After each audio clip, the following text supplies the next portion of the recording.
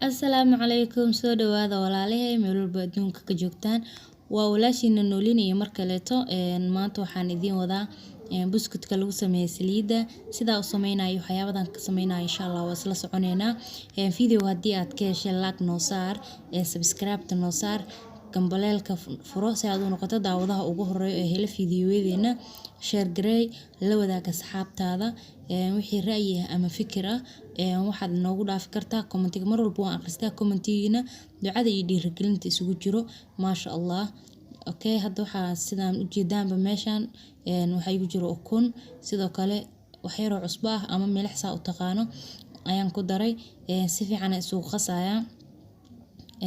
hadda waxaan ku darayaa sokor koob sokor sokorta half iyo half aan ku darayaa kiskis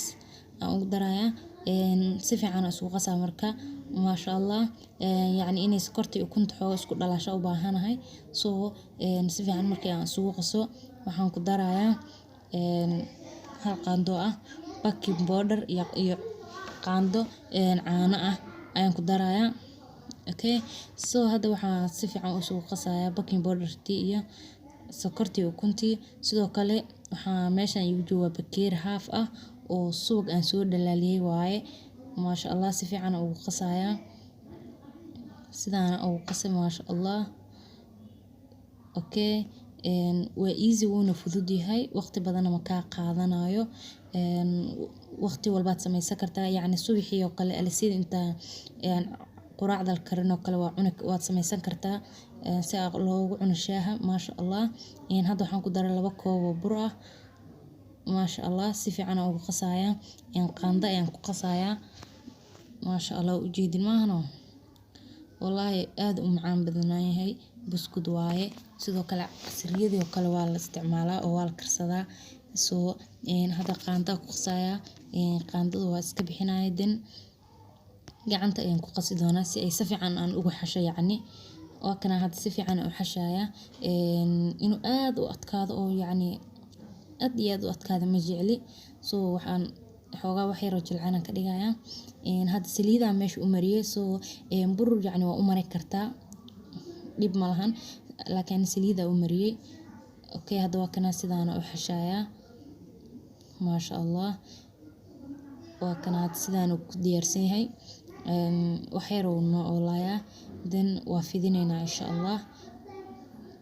marka hadda waa kana waa ujeedin waa fidinayaa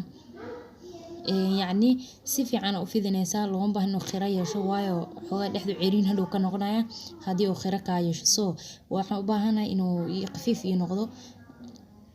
si fiican u fidinayaa laba qayb ka dhigi doona waa tusi doona insha Allah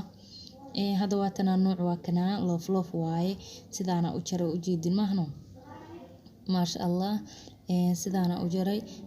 loof waaye waxaan ku jaray sharaxaada buskudka nooca hadda doon waaye u jeedin iyo loof nooc kale oo caleen ah maasha Allah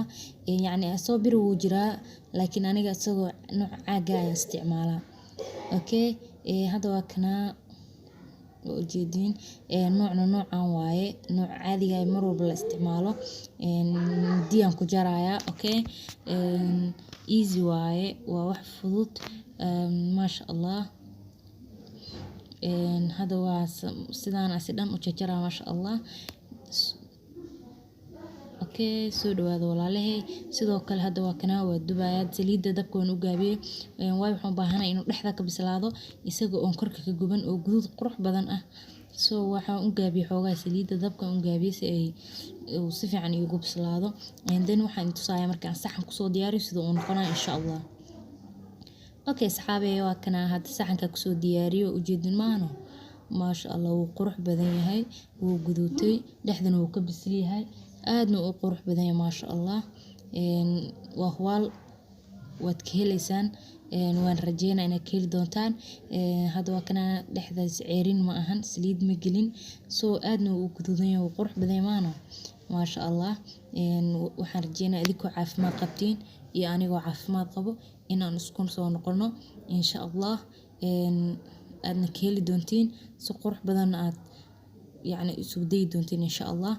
وولاشنا نولينا lady boss oo idin leh جزاكم الله الخير السلام عليكم ورحمة الله